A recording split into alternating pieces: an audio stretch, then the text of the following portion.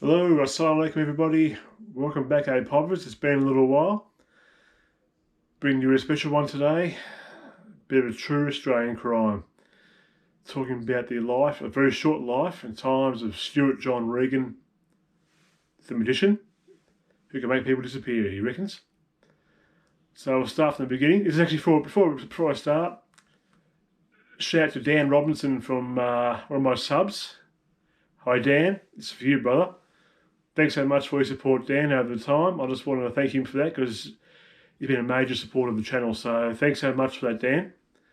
All right, now, Stewart John Regan was born on September 13th, 1945 in Young, New South Wales, small country town.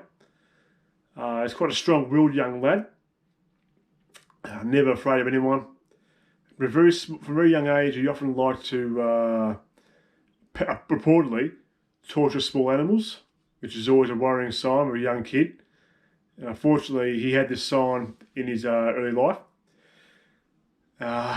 In his teen years, he's always involved in street crime. When he was a very young man, he was involved in pimping in Sydney. I think he was about 15, 16.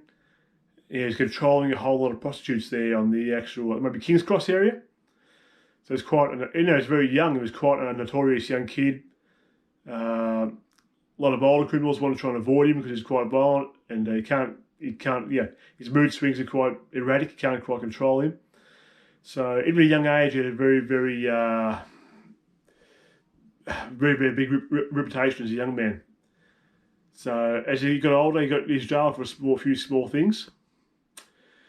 According to Nettie Smith, who knew Regan a little bit in his younger days, Nettie reckons that Johnny wasn't a bad-looking guy, but he had very cold eyes. And Nettie didn't mind him as a young man. He only knew him a little bit. But in later life, even though he had a short life, Stewart Regan became quite a household name in Sydney for all the wrong reasons. So he was charged with some serious crimes. He never seemed to get caught for him. He got charged, but always released or never got jailed for him, the serious stuff.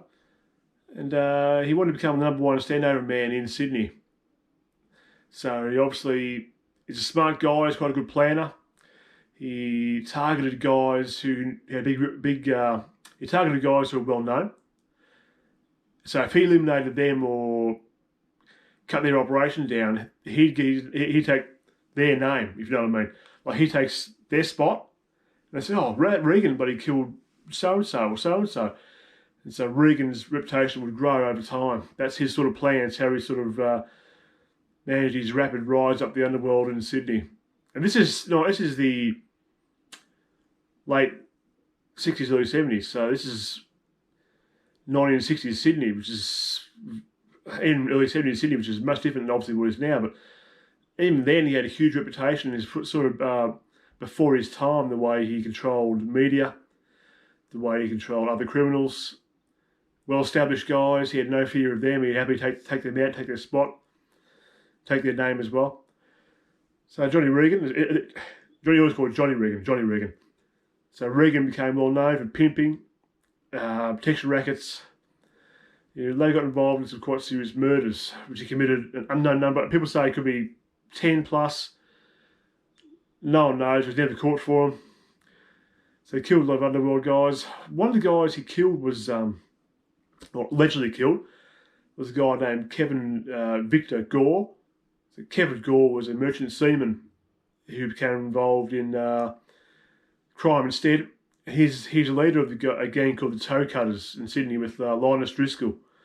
He was an Englishman, Linus Driscoll. He came from England for a while. He was here for a while. So Gore, Driscoll, a couple other guys like Maloney, Steve Diddy's. These guys Gore and Driscoll were the main leaders of the group.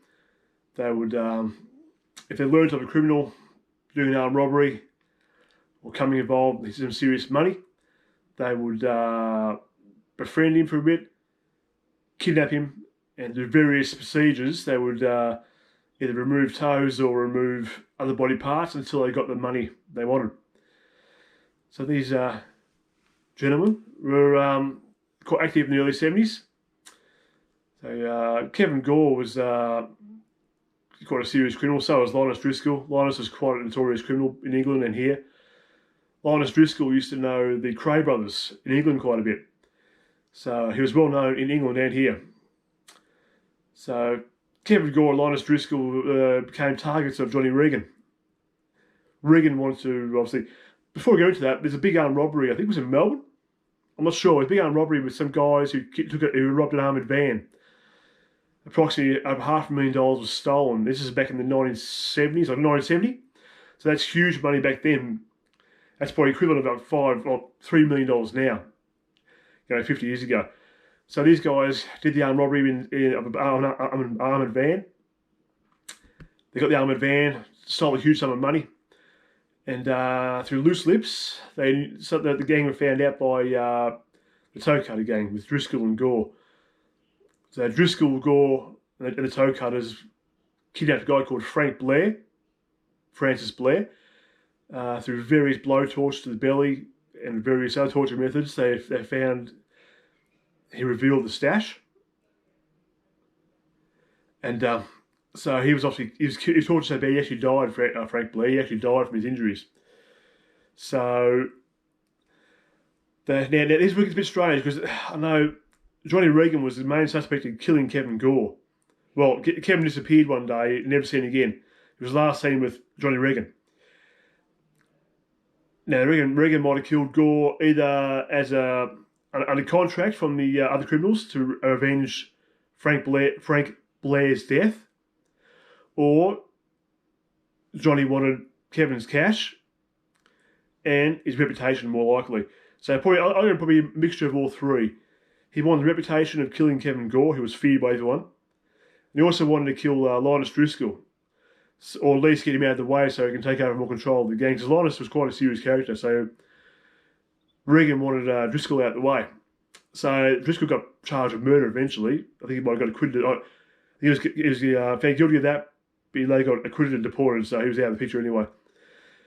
But while Driscoll was away, after being charged with murder, Regan he had a really killing Kevin Gore, or at least been accused of it, launched Regan's career in a massive career in commerce in a massive way. He became a real feared household name in Sydney.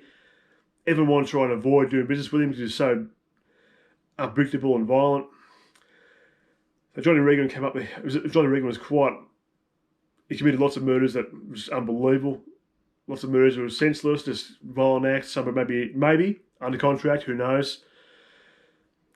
And but one crime he committed really changed the landscape for him and brought about his eventual demise, most likely.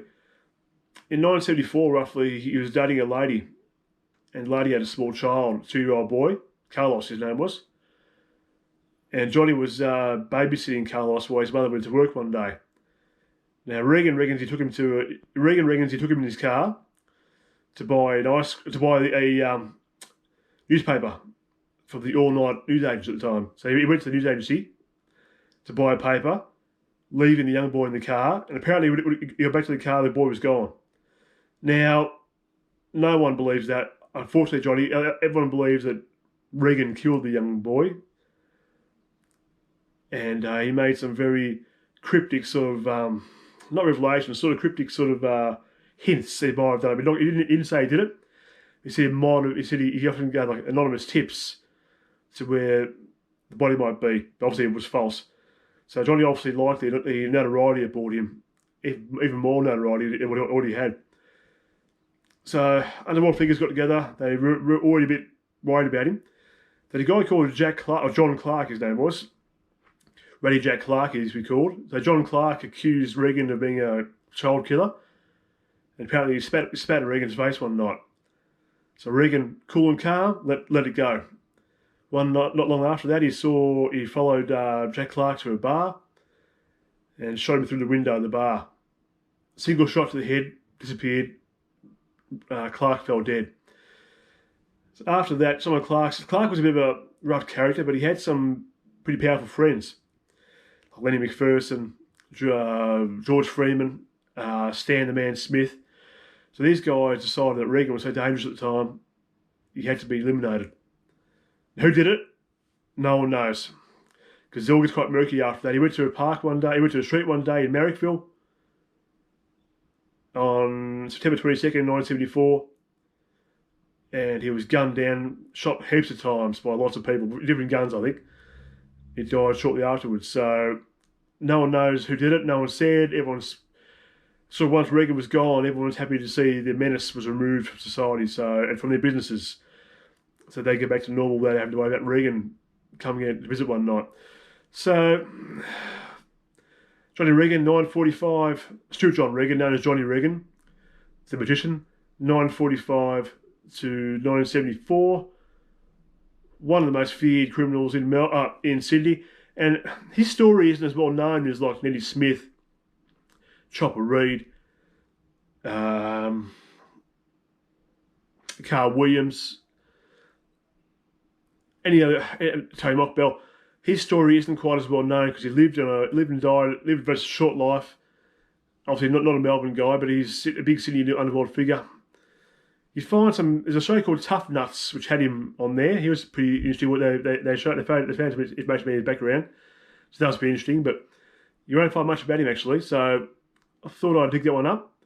Stewart John Regan, a very, if you get a chance to look him up on the Google or the Tough Nuts program. He's a really, man, one of Sydney's hardest ever men, one of the most feared men in all Sydney, and that's saying something.